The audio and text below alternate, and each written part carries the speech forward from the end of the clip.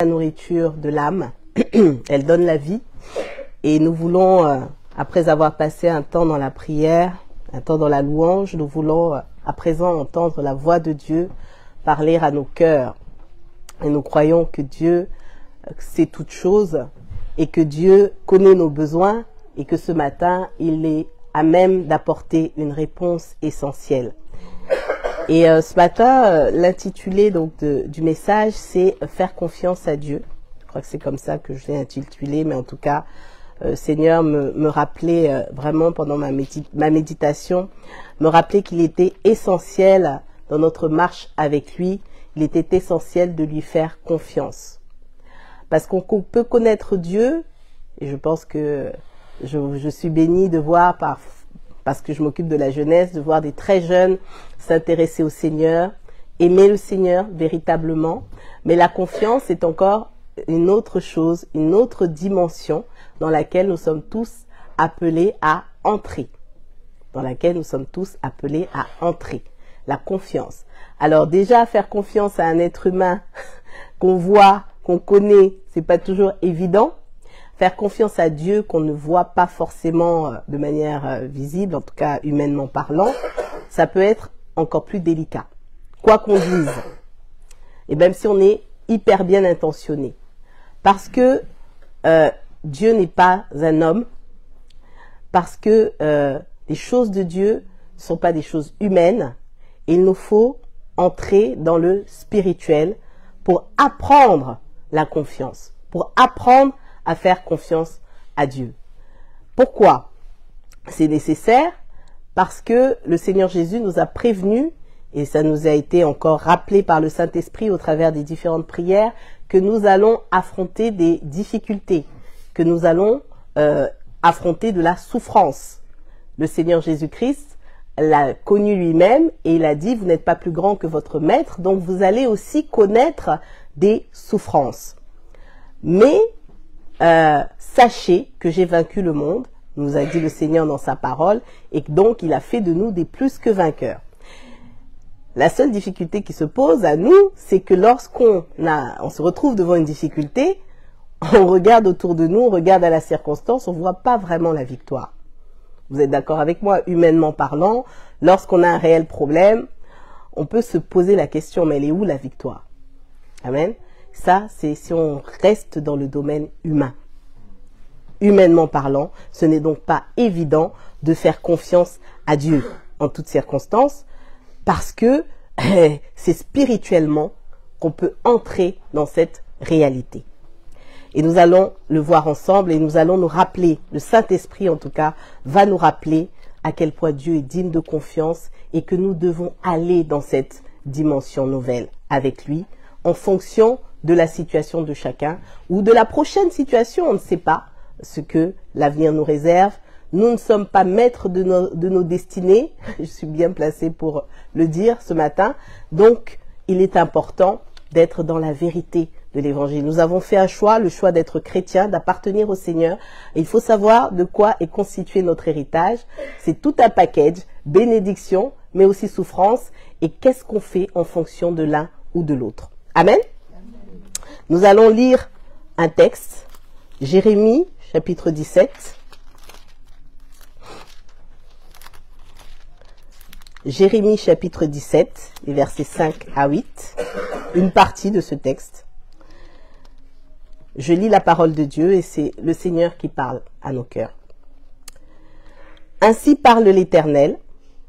Maudit soit l'homme qui se confie dans l'homme, qui prend la chair pour son appui et qui détourne son cœur de l'Éternel.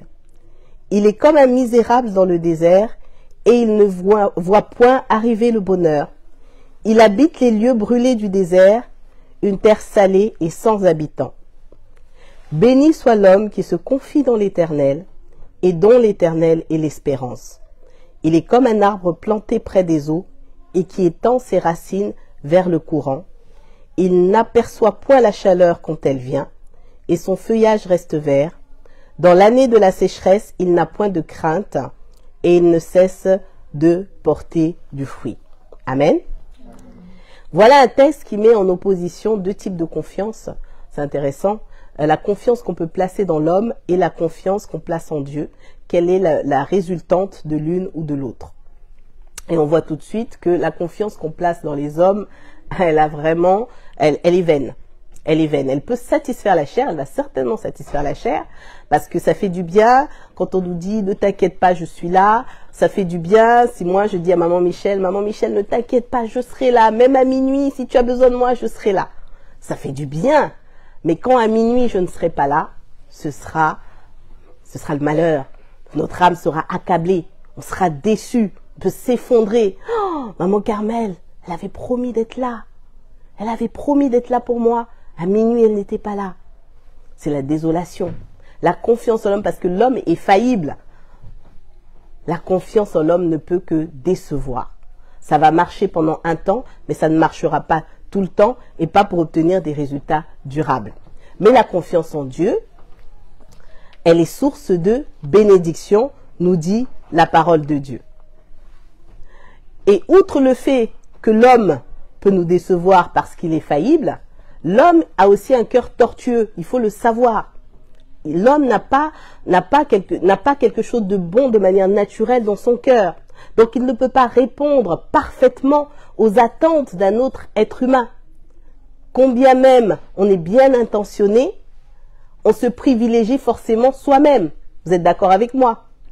Il n'y a personne qui va abandonner, je ne sais pas, son lit pour dormir par terre et le donner à quelqu'un d'autre. Ça peut arriver une fois, deux fois, mais on ne va pas le faire toute la vie. Amen. Le seul qui a été capable de donner de lui, c'est Dieu. Il a donné Jésus pour chacun d'entre nous. Je ne sais pas si vous comprenez un peu, non pas que nous soyons mauvais les uns envers les autres, mais c'est une capacité naturelle qu'a Dieu, je vais le dire comme ça, que nous n'avons pas. La capacité d'être fiable. Est-ce que jusque-là, vous, mes frères et sœurs qui me voyez, vous me suivez jusque-là? La capacité d'être fiable n'appartient qu'à Dieu. Quel que soit notre degré de bonne intention, il n'y a que Dieu qui soit fiable. Amen. Amen.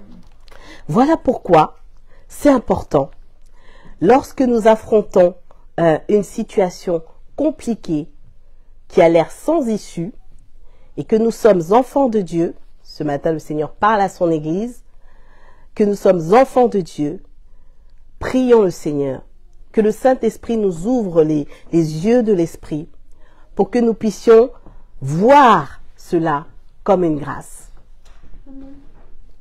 Voir cela comme une grâce parce que ça va être l'occasion pour nous d'apprendre à faire confiance au seul qui en est digne, au Seigneur Dieu Tout-Puissant.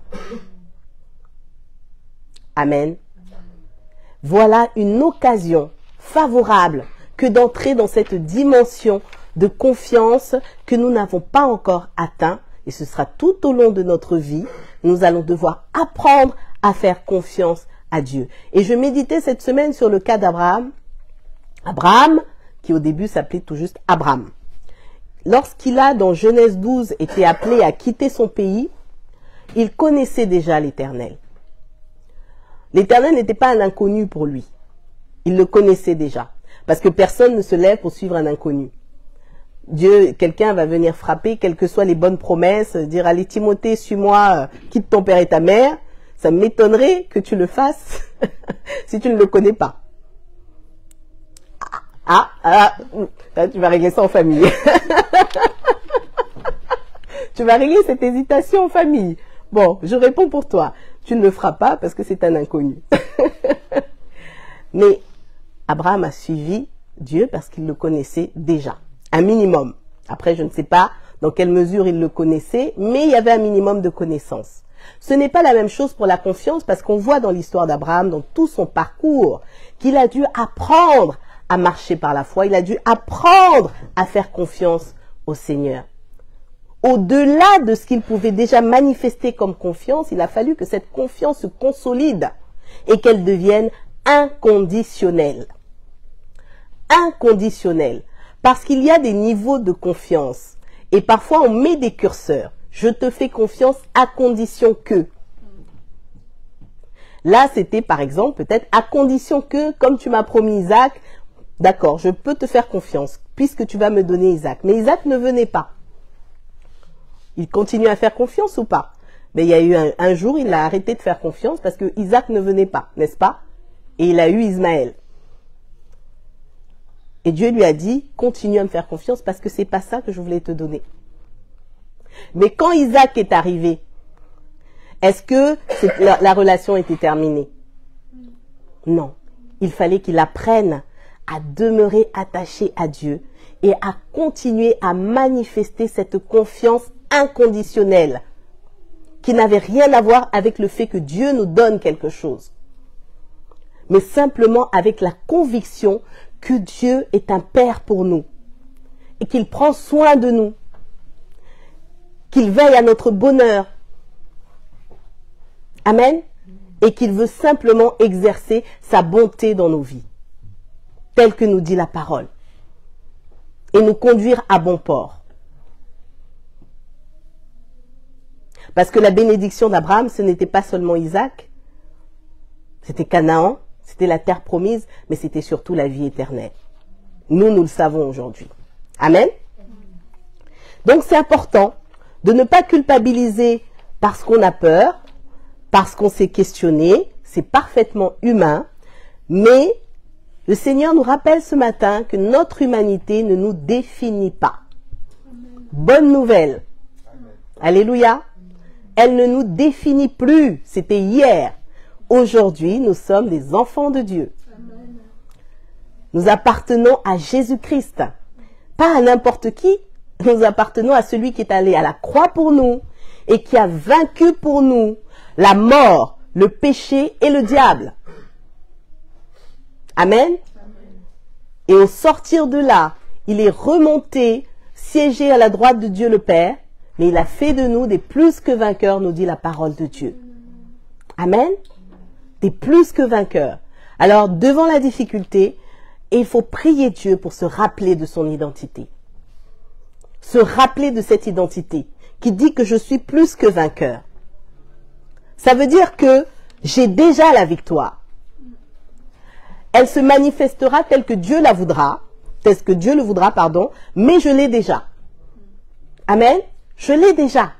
Un échec à l'échelle humaine, ce n'est pas un échec pour Dieu.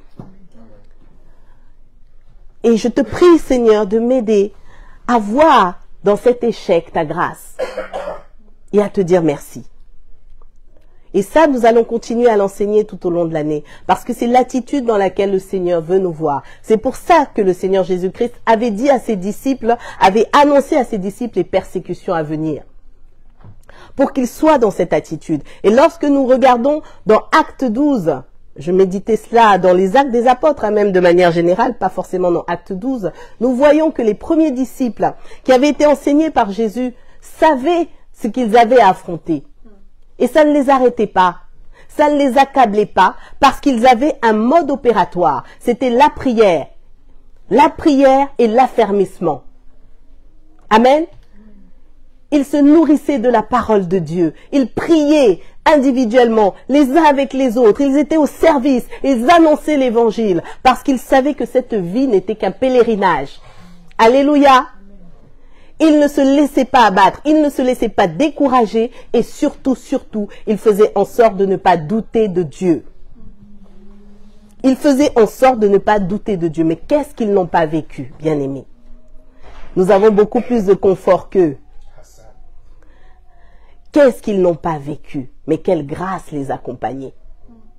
Il faut relire les Actes des Apôtres pour que le Seigneur nous aide à être une église réveillée. Qu'est-ce qu'ils n'ont pas vécu? Alors, bien aimé, la confiance en Dieu, elle s'apprend. Elle s'apprend et c'est le Saint-Esprit qui a été mandaté pour nous enseigner. Jésus l'a mandaté. Et lorsque tout semble perdu, qu'on a l'impression que Dieu n'est pas là, la Bible dit qu'il est là en tout temps. Qu'il est à nos côtés, qu'il voit tout, qu'il est toujours présent et qu'il peut nous secourir au temps convenable. On va lire quelques passages pour se rappeler de ça. Et ce matin, vraiment, c'est une exhortation. Parce que toutes ces choses, nous les connaissons. Mais notre âme a besoin de se rappeler. Nous allons aller d'abord dans Proverbe 15, au verset 3. Proverbe 15, au verset 3, qui nous dit que les yeux de l'Éternel sont en tout lieu, observant les méchants et les bons. Nous allons ensuite lire dans 2 Chroniques, chapitre 16, verset 9. Car l'Éternel étend ses regards sur toute la terre pour soutenir ceux dont le cœur est tout entier à lui. Tu as agi en insensé dans cette... et tout entier à lui, je m'arrête là. Et enfin, Psaume 34, verset 18.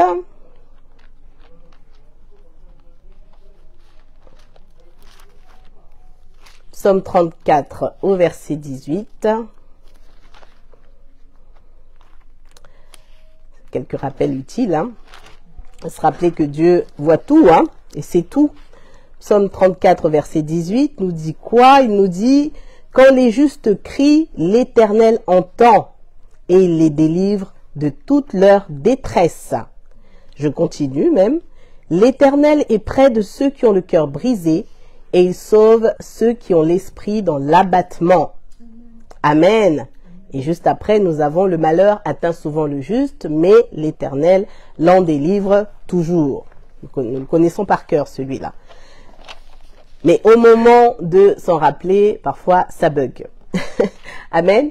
Et ce matin, je nous rappelle que nous n'avons rien à craindre. C'est vrai que le malheur atteint souvent le juste. Nous sommes la cible numéro 1 de l'ennemi. C'est normal. Il ne nous aime pas. Il faut s'en rappeler, il ne nous aime pas. Donc c'est normal que le malheur nous atteigne souvent. Il passe son temps à faire des complots contre nous. C'est normal. Mais la bonne nouvelle, c'est que tout est sous contrôle. Amen. Tout est sous contrôle. Donc Dieu transforme ce mal en épreuve et cette épreuve sert à notre édification. Amen. Une édification pratique parce que la Bible nous édifie, mais après il faut passer à la mise en pratique de ce qu'on a appris, de cette théorie. Il faut la mise en pratique parce que la chair doit être crucifiée. C'est ainsi. Mais l'Éternel délivre toujours le juste. Le juste, c'est son enfant. Donc Dieu ne peut pas laisser son enfant périr. Pour que le diable se moque de lui? Impossible. Pour que les hommes blasphèment son nom? Impossible. Amen. Gloire à Dieu. Et c'est vrai, lorsqu'on est très zélé, actif dans le Seigneur, on prie, on est vraiment, j'avais envie de dire, on produit du fruit en abondance, c'est reconnu, on sait que tel frère, telle sœur est très zélé. Eh bien, lorsqu'on est frappé, lorsqu'on est vraiment accablé, éprouvé, il y a des questionnements terribles qui naissent dans nos cœurs. Des questionnements, est-ce que Dieu m'a abandonné? Est-ce que vraiment Dieu voit tout ce que je fais? C'est à ce moment-là qu'on a cette tentation de se dire, mais moi je fais quand même des choses pour le Seigneur. Nous sommes censés servir de manière désintéressée, je le rappelle. On se demande même si Dieu nous aime vraiment. On finit par juger, jaucher l'amour de Dieu à ce qu'on possède, à la paix, la tranquillité de l'un ou de l'autre, aux épreuves de l'un ou de l'autre. On finit par définir la quantité d'amour de Dieu par rapport à ce qu'on vit. On oublie tout ce qu'on reçoit de l'enseignement que Dieu nous donne. Amen. Et c'est vrai que ça nous met en très mauvais état. En réalité, finalement, quand on est dans l'épreuve, parfois c'est même plus l'épreuve qui combat contre nous, ce sont nos propres pensées. Ce sont nos propres pensées. Et on va même bien au-delà. Parfois on commence à regarder aux autres. Qu'est-ce que les autres vont penser de moi? Parce que c'est vrai, dans ce monde, il y a des personnes qui pensent que lorsqu'on est éprouvé, ça veut dire qu'on n'est pas un vrai chrétien. C'est-à-dire qu'on n'est pas béni, on n'est pas dans la bonne église. Voilà, on se laisse miner et ça nous atteint. Bien souvent, quand on va mal. Mais le réflexe spirituel, c'est que justement, quand ça brûle, il faut se réfugier auprès du seul à qui on doit prioritairement faire confiance, c'est Dieu. Amen. Il fait aller auprès du Seigneur Jésus. Nous avons chanté tout à l'heure, nous avons confessé que Seigneur, nous te déposons nos fardeaux, nos préoccupations. C'est exactement ce qu'il faut faire. Ne pas laisser ces situations venir nourrir nos cœurs, mais il faut nourrir nos cœurs de la parole de Dieu, de la louange au Seigneur. Il faut rappeler à nos âmes, comme les psalmistes le font, rappeler à nos âmes les bienfaits de Dieu, les promesses de Dieu, sa parole. Alléluia. Et arrêter de se demander si on a suffisamment prié, si on a suffisamment jeûné. C'est bien, hein, de juger la qualité de sa vie spirituelle, mais dans ces moments-là, ça ne fait pas forcément du bien. Ça n'aide pas forcément, croyez-moi. Allons simplement devant le Seigneur. Simplement, c'est lui qui sait toute chose. S'il y a quelque chose à améliorer de ce côté-là, le Saint-Esprit nous édifiera. Allons simplement devant Dieu. Dans le cas de Job, par exemple, le Seigneur me rappelait ça, dans le cas de Job, dans la Bible, il aurait pu jeûner, prier plus qu'il ne le faisait déjà. Hein. Il aurait pu faire tellement de choses, ça n'aurait absolument rien changé. Amen. Parce que Dieu avait donné l'accord pour qu'il soit éprouvé tel qu'il l'a été. Ça n'a pas été simple, hein. C'est pas une partie de rigolade. Mais Dieu l'a permis. Dieu est souverain. Et de même que Job ne savait pas tout, nous ne savons pas également. Nous ne savons pas également. C'est pour ça que c'est important de rendre grâce à Dieu. Dieu est parfait, bien-aimé. Dieu est parfait. Quoi qu'il nous arrive, rendons grâce à Dieu. Si nous prenons ce temps, nous allons voir, le Saint-Esprit va nous ouvrir les yeux pour voir à quel point Dieu nous fait du bien. Même dans l'épreuve. Amen. Dieu va nous montrer de quoi il nous épargne. Et il peut nous donner une projection sur la fin. Alléluia. Pour nous encourager. Et ça, vraiment, tout au long de l'année, je vous exhorte, je vous invite avec moi-même à être dans l'action de grâce. À être dans l'action de grâce. Dieu n'est pas obligé de nous dire tout ce qu'il fait. Mais qu'est-ce qu'il fait? Qu'est-ce qu'il œuvre dans nos vies? Alléluia. Quand nous voyons nos jeunes, amen, qui prennent le relais progressivement, mais on voit à quel point Dieu œuvre. On ne sait pas à quel moment il fait ces choses. Ce n'est qu'un exemple parmi tant d'autres. On parle de l'Église, mais de chacune de nos vies personnelles. Amen. Moi, je rendrai témoignage en temps voulu avec mon mari. Mais voilà, Dieu œuvre pour chacun d'entre nous de manière extraordinaire. Amen. Donc la difficulté ne doit pas résumer notre relation avec Dieu. Notre vie avec Dieu. Amen. Absolument pas. Absolument pas. Dieu seul connaît les dessous d'une situation. Mais la vérité, c'est que Dieu œuvre pour notre bien. Amen. J'ai encore quelques petites choses à dire. Je suis encore dans le timing, Pasteur Guy. Ah, gloire à Dieu. Amen. Donc c'est Dieu qui amènera. La Bible dit que la fin d'une chose vaut mieux que son commencement. Il ne faut pas s'inquiéter de ce qui est un peu compliqué, mais il faut prier pour arriver à la fin. Amen. Parce que c'est Dieu qui amènera de manière visible à notre regard son action dans l'invisible. Et c'est cette espérance qui doit nous conduire tout au long de la vie, jusqu'à ce que nous entrions dans la vie éternelle. Alléluia. Vraiment, quelle que soit la dureté de ce qu'on vit sur cette terre, la maladie, toutes sortes d'épreuves, le plus important, c'est de traverser ces choses avec le Seigneur Jésus-Christ. Et pas sans lui. Et pas en recherchant des solutions qui vont nous emmener loin de lui. Pour essayer de prouver, parce que dans le christianisme aujourd'hui, parfois j'ai mal à la tête, il y a toutes sortes vraiment de croyances. Parfois il faut même prouver par soi-même qu'on est enfant de Dieu. Et quand on va mal, ça veut dire qu'on n'est pas enfant de Dieu. Donc on finit même par simuler. Par simuler. Parfait. On finit par simuler. Merci pasteur. On finit par simuler un état apparent. On donne l'impression qu'on va bien. Parce qu'un enfant de Dieu ne doit pas aller mal. Ce n'est pas vrai. Ce n'est pas vrai. Nous voyons dans la Bible, de nombreux personnages ont eu des moments difficiles. Il n'y a rien de honteux à traverser des moments difficiles. Ce qui n'est pas bon, par contre, c'est de renier la foi. Amen. Ce qui n'est pas bon, c'est d'être dans la complainte et de ne pas vouloir s'en sortir. De ne pas rechercher l'aide du Seigneur. De ne pas être dans la prière, de fuir les frères, les sœurs. D'abandonner l'église, ça, c'est pas bon. Mais rencontrer des difficultés, c'est normal. C'est normal. Et les enfants de Dieu encore plus que les autres. Amen.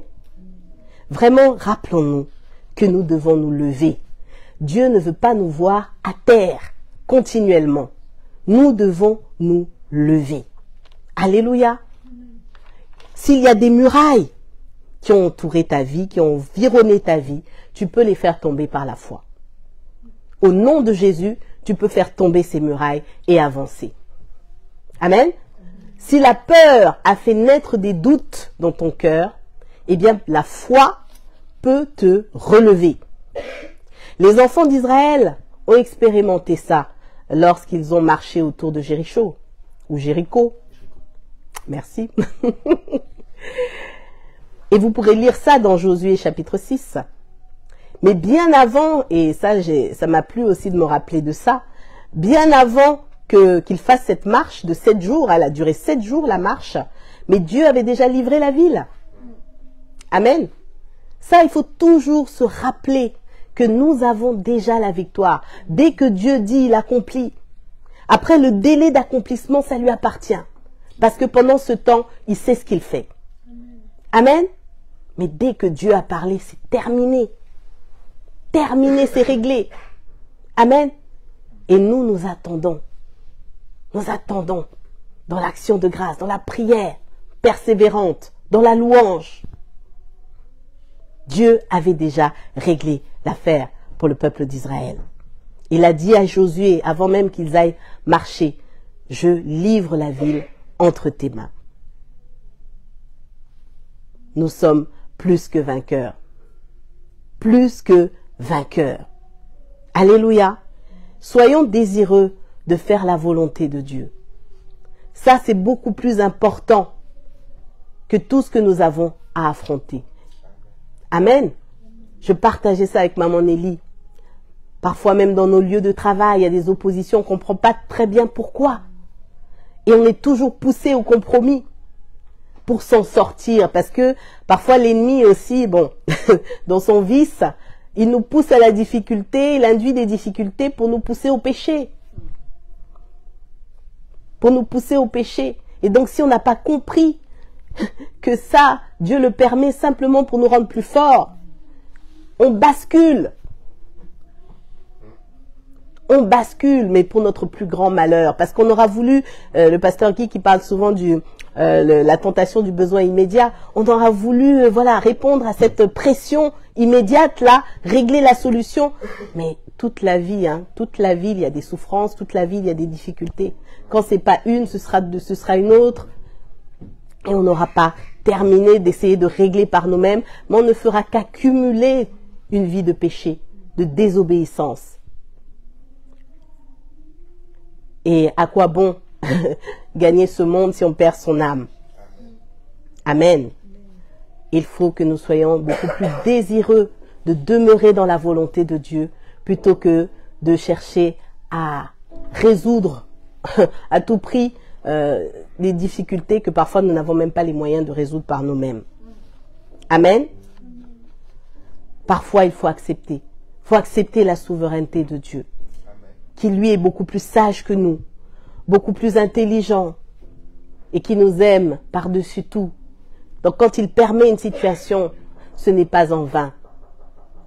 Ce n'est pas en vain. Et c'est toujours pour se glorifier. C'est toujours pour se glorifier. Comme la mort de Lazare, on connaît bien cette histoire puisqu'elle nous a été enseignée plusieurs fois, qui était pour la gloire de Dieu. Quand la mort de l'aveugle-né, qui était pour la gloire de Dieu. La naissance, de l'aveugle-né, qui était pour la gloire de Dieu. Et c'est important ce matin, le Seigneur me demande d'insister sur le fait que nous devons avoir une foi consciente, une foi grandissante, et pas une foi naïve qui consiste à penser que tout doit nous réussir absolument. Que tout sur cette terre nous est dû parce que nous sommes enfants de Dieu. Non, bien-aimés. Non. C'est le salut que Dieu nous a donné en Jésus. Et c'est pleinement suffisant. Parce que nous avons tout ce qui nous est nécessaire en Jésus-Christ. Tout ce qui nous est nécessaire. Mais ce qui n'est pas nécessaire, parfois nous ne le discernons pas. Mais Dieu, lui, il le sait. Amen. Il le sait. Et comme nous sommes surtout, notre siècle à nous, notre génération, nous sommes dans un siècle de convoitise, de consommation. Des fois, on ne discerne pas toujours ce qui est nécessaire ou ce qui ne l'est pas. Mais nous avons la grâce d'avoir un Père responsable qui des fois fait le tri pour nous. Amen. Il fait le tri à notre place. Parce qu'il nous aime. Parce que nous lui avons consacré nos vies. Eh bien, Dieu, parfois, se permet de faire le tri pour nous. Amen. Et il nous enseigne progressivement à accepter, à comprendre les choses. Amen. Voilà pourquoi, commençons déjà par rendre grâce à Dieu, avant de chercher à comprendre. C'est une bonne attitude. Un peu comme un enfant à qui on dit non, et qui dit, d'accord, d'accord maman, d'accord papa. Tu as dit non, tu sais certainement pourquoi. Plutôt qu'un enfant à qui on dit non et qui insiste absolument pour qu'on lui explique pourquoi on a dit non. Et imaginez un papa, une maman qui passe la journée à devoir expliquer, si je devais faire ça avec Evan, toute la journée, non Evan, ne monte pas sur la table, pourquoi maman? Et si je dois faire toute la journée l'explication du pourquoi je dis non, et il rigole au passage, on ne s'en sortirait pas et Evan ne serait pas un enfant obéissant. Pour son éducation, je pense qu'il y aurait problème. Et c'est de même pour nous. Même ne fût-ce que par respect pour notre Dieu. Amen. Si nous croyons vraiment que sa volonté est souveraine, que Dieu est parfait, qu'il est plus intelligent que nous, mais parfois ne discutons pas. Amen. Ne discutons pas. Faisons-lui au moins l'honneur de croire en sa parole un minimum et de la mettre en pratique un minimum. En disant simplement, Seigneur, que ta volonté soit faite. Nous avons l'exemple du Seigneur Jésus-Christ lorsqu'il est allé à Gethsémanée, lorsqu'il entrevoyait ce qu'il attendait à la croix. Oh, grosse angoisse. Connaissons cet épisode. Mais quel modèle d'obéissance et d'amour envers son Père. Parce qu'il a quand même été capable d'aller se réfugier dans la prière et de sortir de là en disant, Père, toutefois, ta volonté et pas la mienne. Amen. Que ce soit aussi notre attitude. Alléluia. Notre attitude. Et il y avait aussi cet épisode que le Seigneur me rappelait entre deux disciples dans Acte 12, vous pourrez le lire, pour parler justement du fait que les épreuves ne définissent pas notre relation, notre niveau de relation avec Dieu. Hein. Attention, il y a le plan de Dieu qui doit s'accomplir. Donc c'est pas parce qu'on vit quelque chose de difficile que forcément on est moins enfant de Dieu qu'un autre. Dans Actes chapitre 12, il y a Jacques qui est tué, et puis après on nous parle de Pierre qui a été emprisonné, qui a été délivré par un ange. Mais ça concerne seulement le plan de Dieu. On pourrait se dire, ah oui, c'est le grand Pierre, mais Pierre lui-même après a été tué de manière très atroce. Donc c'est important de comprendre que la Jérusalem céleste, elle est réelle. Et c'est notre destination à tous. Nous sommes en mission. Amen. Nous sommes en mission. Donc pour certains d'entre nous, la mission va peut-être se prolonger. Pour d'autres, elle sera écourtée. Elle n'a pas, elle n'est pas la même. Nous n'œuvrons pas dans les mêmes sphères. Donc il ne faut pas se comparer les uns aux autres. Amen. Pas du tout. Mais prions les uns pour les autres. Encourageons-nous. Que personne ne perde la foi. Que chacun dans son épreuve puisse au moins s'appuyer sur le Seigneur. Alléluia. Et grandir dans la foi. Persévérer, tenir ferme, être affermi, inébranlable, pour que la victoire de Christ se manifeste au temps convenable. Amen. Amen. Parce que nous sommes au service du plan de Dieu. Ne laissons pas les circonstances, ne laissons pas les mauvais commentaires, ne laissons pas l'ennemi, parce que c'est lui le premier à vouloir nous faire perdre la foi, nous éloigner de Dieu. Ne le laissons pas faire parce qu'il est vaincu. Il est vaincu. Son cas est réglé. Amen. Ne le laissons pas faire. Mais au contraire, approchons-nous du Seigneur et laissons-nous enseigner. Dans ce que je vis, Seigneur, qu'est-ce que tu m'enseignes? Oh Seigneur, j'entre dans une dimension nouvelle avec toi. Gloire à Dieu. Ouvre-moi les yeux, que mon esprit puisse recevoir ce que tu veux me donner. Amen. Parce que tout ce que Dieu nous donne est une bénédiction. Mais est-ce que tu le crois? Est-ce que tu crois cela? Parce que ce que Dieu nous donne, nous le recevons par la foi. Alors, est-ce que ta situation t'empêche de recevoir ce que Dieu veut te donner? Ça, c'est la question à laquelle chacun va devoir répondre ce matin. Est-ce que la situation que tu traverses t'empêche de recevoir cette grande part de bénédiction que Dieu veut te donner et qui va faire de toi un témoin dans ta génération, qui va faire de toi un instrument puissant de la grâce de Dieu? Ne regarde pas à ta limite actuelle. Ça ne limite absolument pas Dieu. Ne regarde pas à ta limite actuelle et laisse le Seigneur se glorifier. Amen. Laissons le Seigneur se glorifier. Dieu est fidèle. Dieu ne partage sa gloire avec personne. Mais le choix d'y croire appartient à chacun.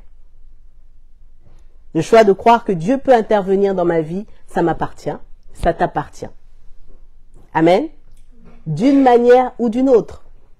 Moi, j'ai vu des personnes, j'ai rencontré, j'ai une sœur que j'aime beaucoup, je sais qu'elle me regarde parfois, qui vit avec une maladie chronique, qui a un mal de dos, mais qui est d'une force. Moi, je me souviens, j'étais censée l'exhorter, c'est elle qui m'exhortait. Gloire à Dieu, mais c'est incroyable. C'est elle qui m'exhortait. Et quand elle me décrivait ses souffrances, c'est quelque chose. Mais Dieu lui donne la force de vivre, de réaliser des projets, d'avancer, de voyager. Et c'est elle qui m'exhortait. Amen. Alors nos limites ne limitent absolument pas notre Dieu. Amen. Absolument pas. La puissance de Dieu, elle se manifeste dans la faiblesse. C'est l'apôtre Paul qui le dit dans ses écrits. Et c'est vrai. Amen. C'est vrai. Que vraiment ce chant que nous aimons tant, qui dit « Recommande ton sort à l'Éternel, mets ta confiance en lui, il agira », que vraiment ce que nous confessons soit une réalité. Une réalité. Nous ne venons pas nous amuser. C'est pas facile de prêcher, hein. Je tiens à le dire au passage, au programmateur. Ce n'est pas facile, hein. Je préférerais être assise à votre place, écouter, recevoir, me nourrir de bonnes choses que maman Michel, maman Nelly nous dispensent là de chacun d'entre vous. Vraiment. Nous ne venons pas nous amuser. Amen. Mais c'est parce que nous aimons Dieu. C'est parce que ce Dieu a fait tellement pour nous. Il est tellement pour nous. Il est essentiel à notre vie. Nous lui sommes attachés. Et nous croyons que sa parole est vraie. Et j'espère que vous ne venez pas en vain. Que vous ne vous levez pas en vain pour vous connecter, pour entendre la parole de Dieu. Pour prier, pour le louer. Que ce ne sont pas juste des chants parce qu'on aime bien chanter, parce qu'on aime bien pousser de la voix. Mais je prie vraiment que ce soit une conviction réelle, que le Saint-Esprit dépose dans chacun de nos cœurs et qu'il vienne encore renforcer ce matin. Comptons sur la grâce de Dieu. Faisons-lui confiance. Gardons toujours espoir. Fortifions-nous. Affermissons notre foi par la méditation de la parole de Dieu. La parole de Christ, c'est notre fondement. Et grâce à elle, nous ne faiblirons pas. Amen. Grâce à elle, nous ne faiblirons pas. Moi, je sais que des fois, je traverse certaines choses. des fois, je me pose la question, mais pourquoi est-ce que tu réagis pas?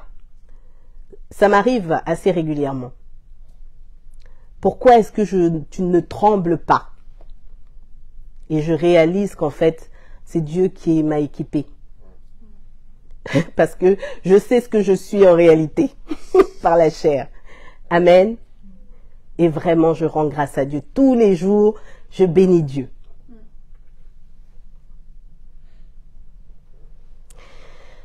Voilà ce que le Seigneur m'avait mis sur le cœur, vraiment de nous dire, de nous rappeler que le Saint-Esprit est avec nous. Dans les moments de joie, il se réjouit avec nous. Dans les moments difficiles, il nous console. Et dans les moments plus compliqués, devant les dangers, il est toujours notre secours. Amen. Nous ne sommes pas seuls. Nous avons le Saint-Esprit. Nous pouvons donc faire confiance à Dieu librement. Ne pas nous inquiéter, mais vraiment nous plonger dans ses bras. Ne pas promener des regards inquiets. C'est la sœur Rena aussi qui nous rappelait ça vendredi. Ne pas promener des regards inquiets, mais nous abandonner à lui. Tout lui confier, tout déposer à ses pieds. Et le Seigneur combat pour nous. Amen. Donc, gloire soit rendue à notre Dieu pour sa présence, pour sa parole. Mais je voulais demander au frère Philippe de chanter parce que j'ai pas la voix pour le faire. Merci mon frère. Dieu est capable de faire ce qu'il dit. Amen. Pour que chacun puisse vraiment recevoir dans son cœur cette pensée. Et pendant que notre frère va entonner ce chant, que nous allons l'entendre, l'accompagner peut-être, je vais prier. Je vais prier pour des cœurs qui sont dans le besoin ce matin, selon ce que le Seigneur nous a dit. Et vraiment, je vous invite à prier avec moi, à intercéder peut-être pour des frères, des sœurs que vous connaissez, qui ont besoin de l'aide du Seigneur, pour vous-même. Et ensemble, nous allons implorer la grâce de Dieu, la visitation du Saint-Esprit, qui va souffler un vent nouveau sur chacun d'entre nous. Les écluses des cieux sont ouvertes, bien-aimés. Elles sont ouvertes pour nous. Et nous pouvons compter sur le secours de l'Éternel. Jésus. Oh Seigneur. Merci Jésus. Alléluia, alléluia Jésus.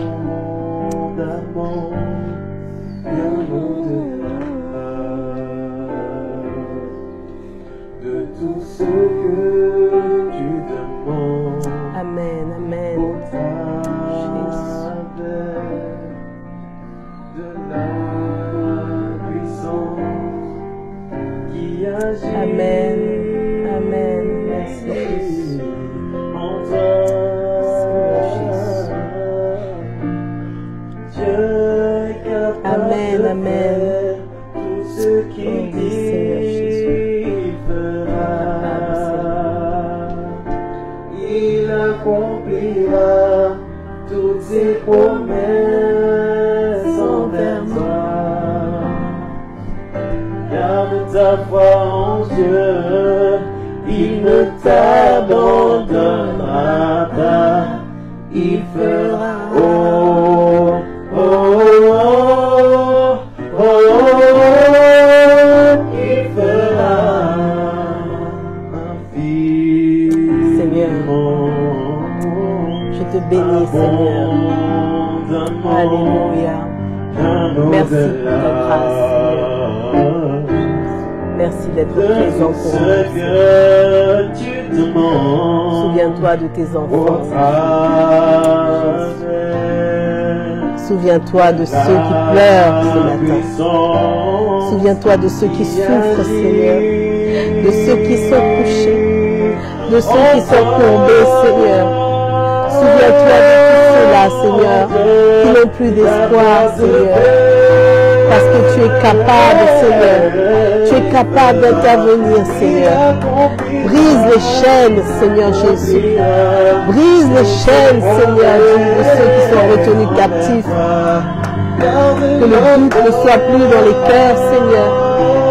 Oh Jésus. Oh Jésus. Il fera. Oui, tu feras, Seigneur. Tu feras, oh Jésus. Il fera.